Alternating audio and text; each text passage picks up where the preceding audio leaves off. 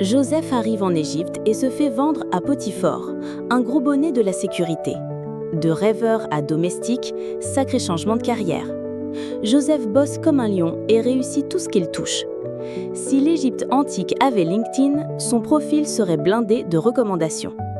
Potiphar est bluffé et lui confie toute sa maison. Joseph devient le PDG des corvées, version luxe.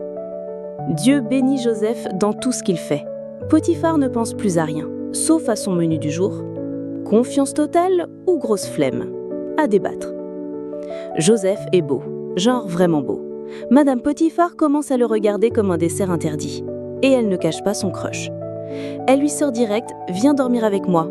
Joseph répond « Ton mari me fait confiance, y compris avec toi. Comment pourrais-je faire une chose aussi mauvaise et pécher contre Dieu ?» Mais elle ne lâche pas l'affaire.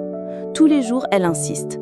Joseph esquive comme un ninja biblique. Il invente le ghosting avant l'heure. Un jour, elle le trouve seul. Pas de serviteur, pas de distraction. Juste elle, ses sentiments et ses mains baladeuses.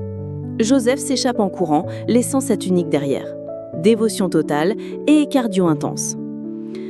Elle reste avec la tunique et un ego froissé. Elle improvise vite.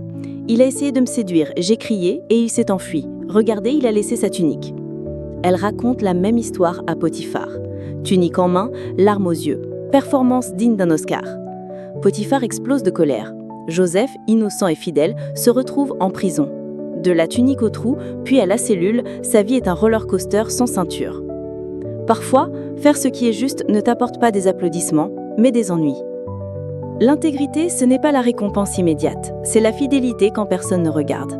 Et ton histoire ne s'arrête pas là, elle ne fait que commencer.